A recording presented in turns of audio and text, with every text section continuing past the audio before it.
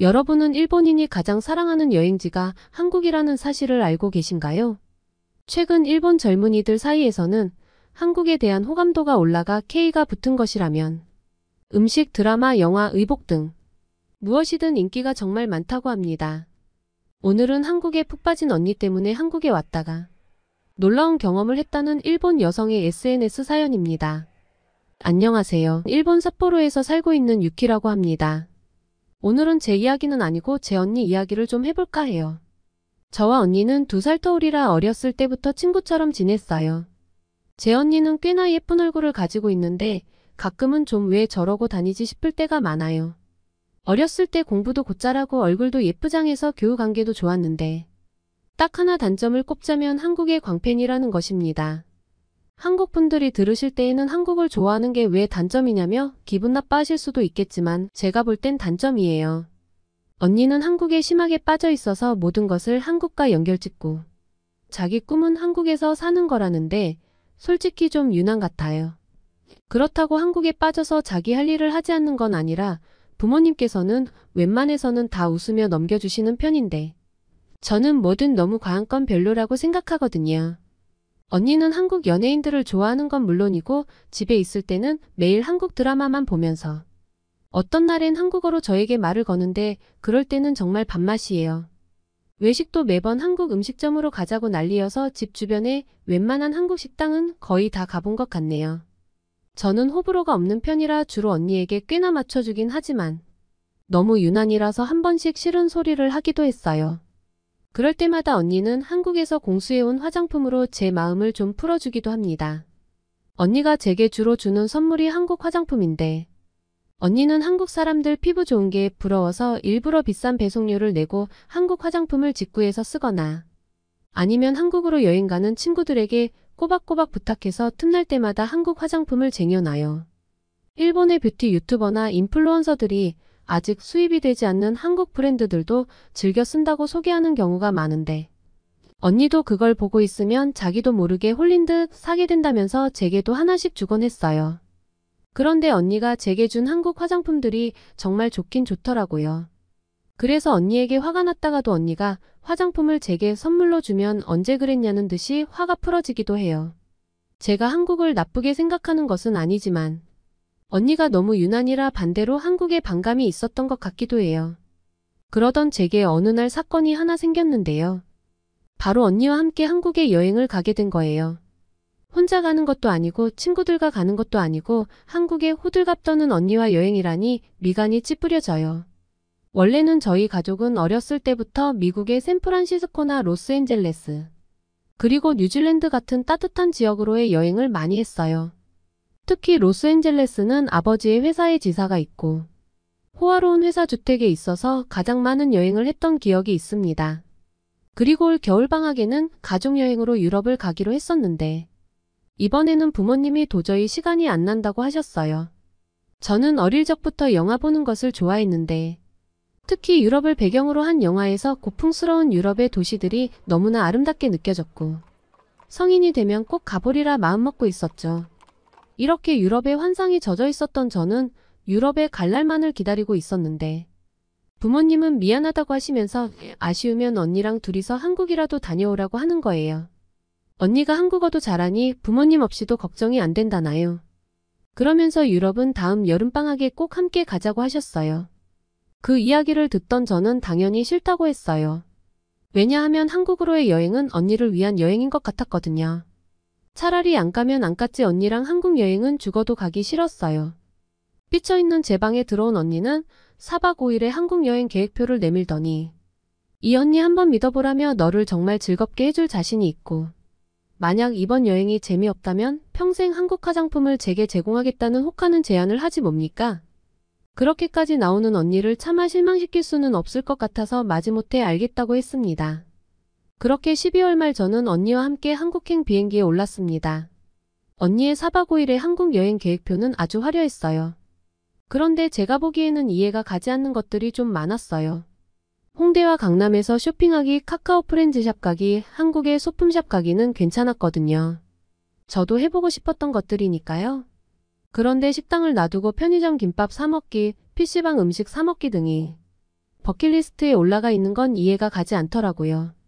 그리고 일본에도 카페가 널렸는데 하루에 카페를 2군데씩 가는 걸로 짜놨더라고요. 그래도 다 괜찮다 싶었는데 제가 언니에게 또 속았다는 생각이 드는 부분이 있었어요. 그게 뭐냐고요? 바로 한국어 공부를 할 때 애플리케이션에서 만난 한국 친구를 만나고 오겠다는 거예요. 자기가 한국어 공부를 꽤 하긴 했지만 아무래도 진짜 한국 문화는 한국인과 즐겨야 한다나요? 만날 친구가 동갑내기 여자아이고 사진도 받았으니까 걱정하지 말라는데 어이가 없더라고요.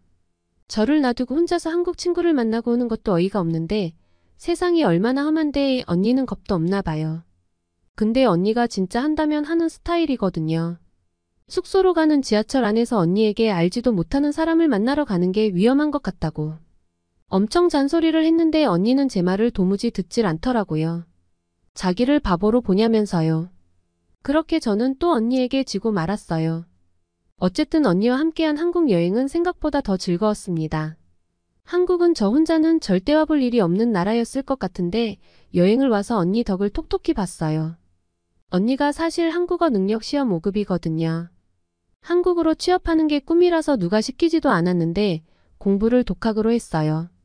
한국 사람들이 언니가 하는 한국말을 다 알아듣고 한국어 잘한다고 칭찬을 해주니 저도 언니가 좀 자랑스럽더라고요. 놀이공원에 가서는 한국 학생들도 많이 만났는데 언니가 한국어를 잘한다고 어찌나 호응을 잘해주던지 연예인이 된 줄 알았다니까요.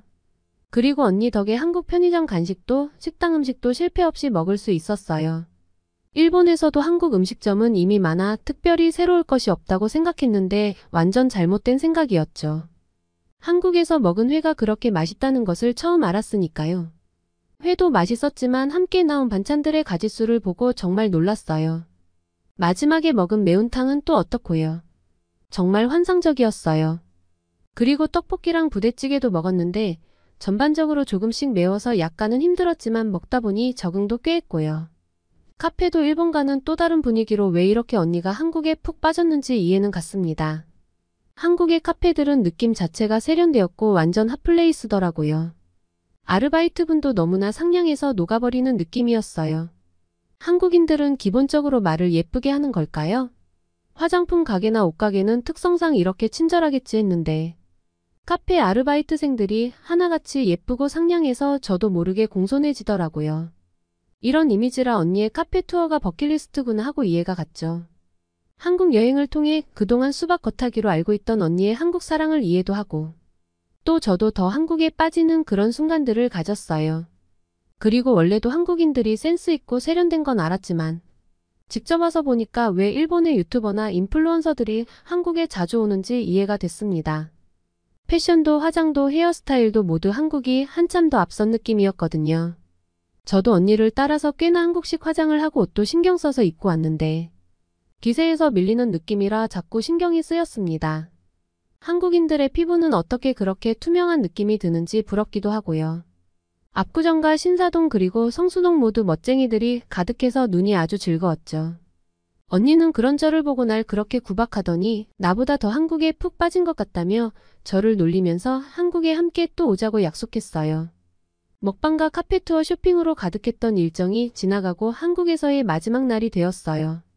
언니는 한국 친구와 만나는 날이었고 저는 명동에서 혼자만의 시간을 즐기기로 했어요. 명동 거리는 또 색다른 느낌이었습니다. 올리브영에서 화장품 쇼핑을 하고 엄마가 좋아하시는 김도 샀어요. 유명한 핫도그도 사 먹었는데 쭉쭉 늘어나는 모짜렐라 치즈와 고소한 쌀의 조화가 끝내줬습니다. 그리고 명동 곳곳에 소품샵을 구경하다 보니 하루가 훌쩍 가버렸어요. 물론 중간에 언니는 시간 잘 보내고 있냐면서 제게 연락을 해왔어요. 저녁 시간이 되어갈 때쯤 저는 피곤해서 호텔 방으로 들어와 한숨 잤어요. 이것저것 쇼핑한다고 많이 걸어 다녀서 피곤했는지 자고 일어나 보니 저녁 10시가 좀 넘었더라고요. 포장해온 김밥으로 저녁을 먹으면서 언니에게 전화를 했는데 전화기가 꺼져 있는 거예요. 갑자기 언니와 연락이 안 되니까 무서워졌고 언니가 너무나 걱정이 되었어요. 그래도 한국어를 잘하니 안전하게 올 수 있겠지 싶어서 기다렸는데 밤 11시가 다 되어도 안 오는 거예요. 혹시 처음 만난 한국인 친구와 무슨 일이 생긴 것일까? 경찰에 실종신고를 해야 하나? 정말 오만 가지 생각이 다 들었습니다. 더 이상 호텔 방 안에서만 언니를 기다릴 수는 없어서 일단 버스 정류장으로 뛰쳐나왔어요. 그리고 오고 가는 사람들 틈바구니 속에서 언니를 찾기 시작했는데 미치겠더라고요. 그런데 얼마가 지났을까? 전화가 왔어요. 언니였는데 버스를 타고 강남역으로 가는 중인데 25분쯤 후에 도착한다고요. 눈물이 왈칵 나고 다리에 힘이 쭉 풀리는 느낌이었습니다. 후다닥 버스 정류장으로 뛰어가 기다린 끝에 언니를 만났는데 한껏 꾸미고 나갔던 아침과 달리 버스에서 내리는 언니는 꼬질꼬질해지고 힘도 하나도 없어 보였습니다. 언니를 보자 걱정했던 마음에 저는 지금까지 뭐 하다가 온 거냐고 화를 냈어요. 휴대폰 배터리가 없으면 빨리 들어와야지 대체 왜 이렇게 늦게 온 거냐면서요. 사실 언니는 한국에 와서 롯데월드니 명동, 압구정동, 성수동까지 정말 많은 곳을 다니는 동안길을 제대로 못 찾은 적이 한 번도 없었어요. 근데 문제는 언니가 추운 날씨에 버스를 타니 버스 안이 너무 따뜻하더래요. 피곤하기도 하고 노곤하니 잠이 들어버린 거죠. 그리고 눈을 떠보니 전혀 모르는 곳이라 당황을 했다고 해요. 근데 길거리도 어둡고 갑자기 겁이 나. 그렇게 자신만만하던 한국어도 잘 안 읽히고 머리가 굳어버리는 느낌이었는데 버스 안에서 어쩔 줄 몰라 하는 언니를 보고 퇴근하던 직장인들이 하나둘씩 모여들었다고 해요. 그리고 언니가 울고 있으니 달래주고 호텔을 확인하더니 어디에서 어떤 버스를 타고 몇 정거장 후에 내리면 되는지 자세히 알려주었다고 하더라고요. 정말 친절했던 어떤 여성분은 일부러 언니가 타야 하는 버스가 올 때까지 기다려주면서 한국 버스 정류장에서는 충전이 된다고 안심시켜주고 충전도 할 수 있게 도와줬대요. 다행히 버스가 금방 와서 무사히 온 거라고 하더라고요. 그 이야기를 듣고 한국 분들의 따뜻한 마음에 정말 큰 감동을 받았어요.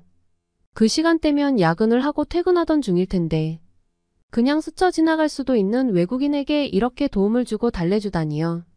일본이었으면 남일이니 상관하지 않고 지나갔을 거예요. 여행을 하며 만났던 한국인들의 친절함과 상냥함은 가식이 아니라 진심이었다는 것에 한류가 일본인들의 마음도 사로잡은 것 아닐까요?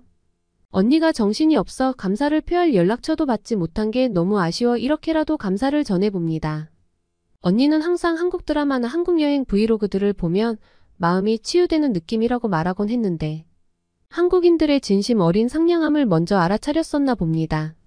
언니가 한국에 빠져버린 모습을 좋은 시선으로 보지 않았던 저지만 역시 한류가 일본을 이렇게 사로잡아 버린 건 어쩔 수 없는 흐름인가 봐요. 저도 이 흐름에 올라타 버린 만큼 이제 마음껏 즐겨보려고요.